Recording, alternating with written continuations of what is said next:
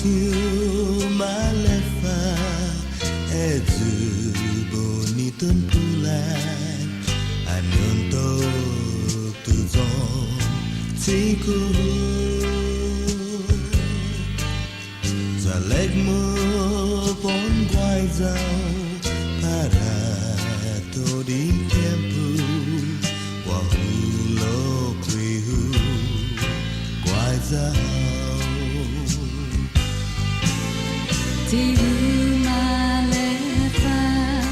hi boniton puenge malagu tutalu patai tai gui sarangin rumita aina Siniente kusinya talu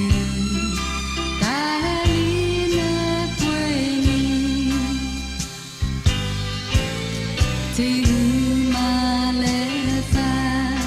hi boniton puenge malagu tutalu patai tai gui